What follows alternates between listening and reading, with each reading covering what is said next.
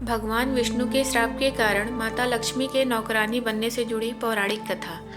इस पौराणिक कथा अनुसार एक बार भगवान विष्णु जब शेष नाग पर बैठे बैठे बोर होने लगे थे तो उन्होंने मन ही मन धरती लोक पर विचरण करने का मन बनाया। क्योंकि उन्हें इस लोक में आए बहुत समय हो चुका था तो उन्होंने धरती पर आने की तैयारी शुरू कर दी। इस पौराणिक कथा अनुसार जब माता लक्ष्मी ने भगवान विष्णु को तैयार होकर कहीं जाते हुए देखा तो उनसे पूछ लिया कि वो कहाँ जा रहे हैं, जिसके उत्तर में भगवान विष्णु ने उन्हें अपने धरती लोक जाने से संबंधित यात्रा की पूर्ण जानकारी दी। जिसके बाद माता लक्ष्मी ने भी उनके साथ अपनी जाने की इच्छा बताई। भगवान विष्णु द्वारा माता लक्ष्मी को एक शर्त बताना।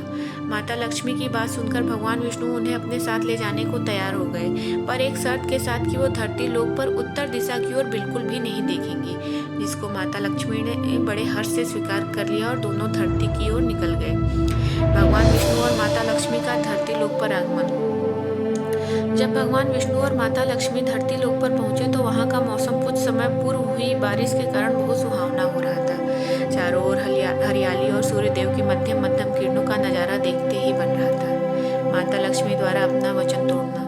धरती लोक पर आकर प्रकृति की ऐसी मन मोह लेने वाली सुंदरता और नज़ारे को देखकर माता लक्ष्मी भगवान विष्णु को दिया हुआ वचन भूल गईं और उत्तर दिशा की ओर देखते हुए एक बहुत ही सुंदर और खुशबू से भरे उद्यान की ओर प्रस्थान कर गई और वहां लगे सुंदर फूलों में से एक को तोड़कर भगवान विष्णु के पास चली आई।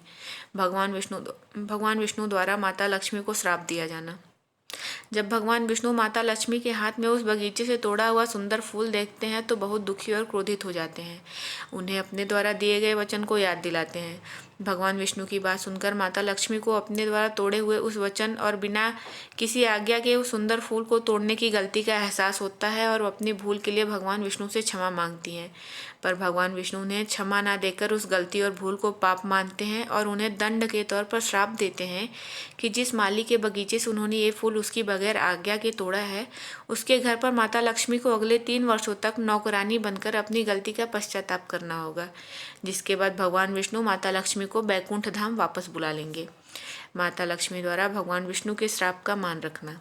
माता लक्ष्मी भगवान विष्णु के उस श्राप का मान रखने और उनकी आज्ञा मानते हुए एक गरीब लड़की का रूप धारण करती हैं और उस माली जिसका नाम माधव था की झोपड़ी पर जाती हैं, जहां वो देखती हैं कि वो बेचारा माली उस टूटी फूटी झोपड़ी में अपनी पत्नी, 2 बेटे और 3 बेटियों के साथ रहता था। जब वो गरीब माली अपने दरवाजे पर एक कन्या को देखता है तो उस कन्या से उसका नाम और यहाँ आने की वजह पूछता है, जिसके जवाब में माता लक्ष्मी उस माली के प्रश्न के उत्तर में जवाब देती हैं कि वो एक गरीब अनाथ लड़की हैं जिसने बहुत दिनों से कुछ भी नहीं खाया है। उस गरीब लड़की की ये बातें सुनकर उस माली को दया आ गई और उस माली ने माता लक्ष्मी को अपनी झोपड़ी में जगह देते हुए कहा कि वो जो भी रूखा सूखा अपने घर वालों को खिलाता पिलाता है, कपड़े पहनने को देता है, वैसी ही सुविधा उस गरीब कन्या को भी देगा। जिसके बाद माता लक्ष्मी भगवान विष्णु के श्राप का मान रखते हुए पूरे 3 वर्ष के लिए उस गरीब माली की झोपड़ी में शरण लेती हैं।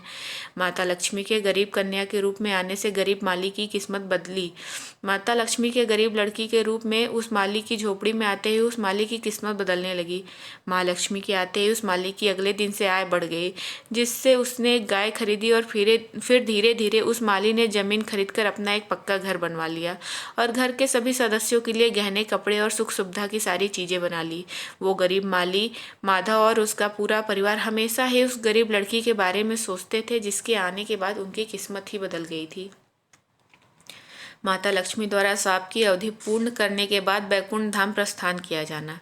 इस तरह पूरे 3 वर्ष बीत गए और एक दिन जब वो माली अपने खेतों से कार्य पूर्ण करके घर आया तो उसने देखा कि उसके घर के सामने एक देवी स्वरूप गहनों से सजी औरत खड़ी है, जिसको देखकर उस माली को ज्ञान हुआ कि ये औरत तो साक्षात देवी लक्ष्मी है, जो पूरे 3 वर्षों तक उसकी झोपड़ी में एक गरीब कन्या के रूप में रही थी।